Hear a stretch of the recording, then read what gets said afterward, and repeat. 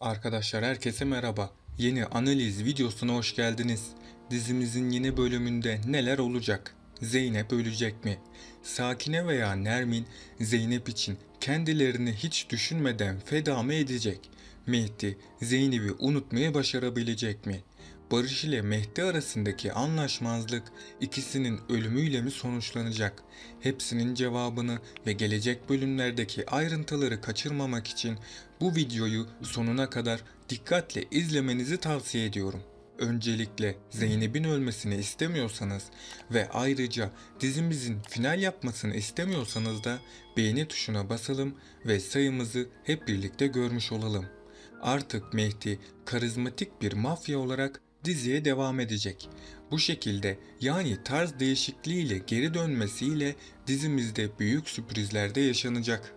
Özellikle de Mehdi, Zeynep ve Barış arasında büyük sürprizler yaşayacağız. Mehdi geçmişte Zeynep'e çok haksızlıklar yaptı ama Mehdi'nin artık değişmiş olduğunu hep birlikte izleyeceğiz. Çünkü küçük bebeği Müjgan'ın doğuşu ve hapishanede geçirdiği zor günlerin ardından Mehdi'nin düşüncelerinde değişimler meydana geldi. Zeynep de kısa sürede Mehdi'nin değiştiğini fark edecek. Mehdi'nin Zeynep'e olan tavrı değişecek. Yaptığı hataların farkında olan Mehdi bunu kısa sürede Zeynep'e ispatlayacak. Ama silah ile Zeynep'i vuran adam yüzünden Mehdi ile Zeynep'in arası yeniden bozulacak. Çünkü Zeynep, Mehdi'nin düşmanlarının kendisine zarar vermek istediğini düşünecek. Fakat Barış ise Zeynep'in Mehdi ile yan yana gelmesine tahammül dahi edemeyecek. Barış kısa süre içerisinde farklı bir kişi olarak ortaya çıkacak. Çünkü Barış'ın Özlem ile olan konuşması Barış'ın kendisine haksızlık ettiğini anlamasını sağladı. Bunu gören Zeynep şok olacak. Mehdi ve Barış mücadelesinin dizimizin reytinglerini olumlu yönde etkileyeceğini de düşünüyorum. Mehdi bir daha hapse girmeyecek. Böyle bir hata yapmayacak. Artık akıllı davranmaya çalışacak. Barış ise Mehdi'den kurtulmak için onu tekrardan hapse attırmaya çalışacak. Zeynep ise aklındaki sorularla kendisini büyük bir belirsizliğin içinde bulacak. Barış'ın gerçekten değişip değişmediğini düşünmeye başlayacak. Barış'ın farklı bir karakterinin daha olduğuna ilk defa şahitlik edecek. Ama şu anlık Zeynep ile Barış'ın ilişkisi tam da hayal ettikleri şekilde ilerlemekte. Ama Zeynep annelerinin kavga ederken onların arasında kalmaktan oldukça sıkıldı ve bu sıkkınlık Barış'a karşı olan ilişkisini de olumsuz olarak etkiliyor ne yazık ki. Tabi diğer bir yandan Özlem problemini de unutmamakta fayda var.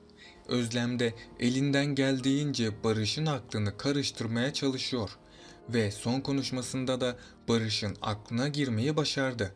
Barış, ablası Özlem ile konuşmalarından oldukça etkilendi ama Zeynep'e karşı olan aşkı sayesinde ilişkileri zarar görmeyecek.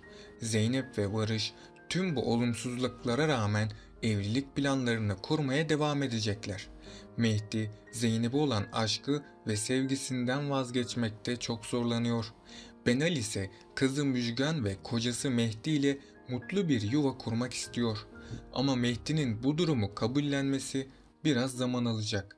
Çünkü Mehdi, Benal'i sadece kızının annesi olduğu için ona ilgi gösteriyor. Cengiz Baba'nın Mehdi'ye verdiği sorumluluk çok ağır ve aynı zamanda da çok tehlikeli. Fakat Mehdi bu işin üstesinden gelmesi gerektiğinin farkında ve elinden gelenin en iyisini yapmak için çok çaba sarf edecek. Mehdi, Nuh'un şoförlüğü bırakıp yanında çalışmasını istedi. Ama Nuh bu teklifi reddetti ve kendi parasını biriktiresiye kadar şu anki işinden ayrılmak istemediğini söyledi. Ancak Mehdi, Nuh'un Barış'ın yanında çalıştığını çok geçmeden öğrenecek ve öğrendiği zaman da aralarında kavga çıkacak. Bu kavga sırasında Cemile her zamanki gibi Mehdi'nin yanında duran taraf olacak. Son sahnede Zeynep, Nermin annesiyle evlerine girecekleri sırada Sakine onların peşinden geldi. Hemen arkasından Zeynep'i trafikte sıkıştıran motosikletli adam geldi ve Zeynep'e silahı çekip onu vurdu. Ben bu sahnede Zeynep'in vurulduğunu düşünmüyorum. Çünkü tam da o sırada Zeynep'i korumak için Sakine annesi Zeynep'in önüne atlayacak. Bu yüzden Sakine ölerek dizimizden ayrılacak. Diğer yandan Cengiz Baba Mehdi'ye yapacağı işleri ve çok ağır bir yükün altına girmiş olduğunu söyledi. Fakat Cengiz Baba bu gücün çok büyük olduğundan dolayı çok dikkatli olması konusunda Mehdi'yi uyarmayı da unutmadı tabii ki. Çünkü eğer Mehdi bu gücün etkisine kapılıp da gevşeklik ederse hem kendisinin hem de ailesinin başını büyük bir belaya sokabilir. Peki sizce Zeynep hayatına kiminle devam etmeli? Mehdi ile mi yoksa Barış ile mi? Aşağıda yorumlarınızı bekliyorum. Bakalım siz bu konuda neler düşünüyorsunuz? Zeynep'in artık çok farklı bir yaşantı ile mücadele etmesi gerekecek. Çünkü Mehdi büyük bir güce sahip oldu. Barış da her şeye rağmen Zeynep'i terk etmek istemiyor. Zeynep ise bu iki kişi arasında büyük bir ikilemin içinde kalacak. Zeynep, Mehdi'nin başına kötü bir şey gelmesinden korktuğu için ondan ayrılmak istemeyecek. Barış'a da aşık olduğundan dolayı onu da asla bırakamayacak. Büyük ihtimal ile Zeynep, Mehdi ile görüşmeye devam etse de ona asla yeniden bir şans vermeyecek. Zeynep tam tersine Barış'ın yanında olmayı tercih edecek. Barış da Zeynep'i çok sevdiği için onu asla yalnız bırakmayacak. Önümüzdeki bölümde Zeynep'in Barış'a karşı bir beklentisi olacak. Zeynep'in bu beklentisi evlilik beklentisidir. Ama Barış şimdilik Zeynep'e evlenme teklif etmeyecek. Çünkü Barış çocukluğunda yaşadığı kötü olayları unutabilmiş değil. Barış geçmişte yaşadıklarından dolayı Zeynep ile evlenmekten çekinecek. Zaten Barış'ın önceki evliliğinin kısa sürede sonlanması bunu da kanıtlıyor. Çünkü Barış günübirlik ilişkiler yaşamayı tercih ediyor.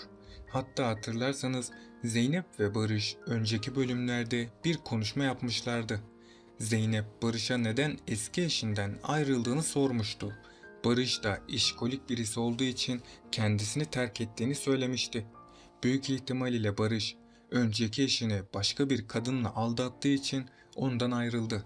Bundan dolayı Zeynep'in çok dikkatli olması gerekmekte.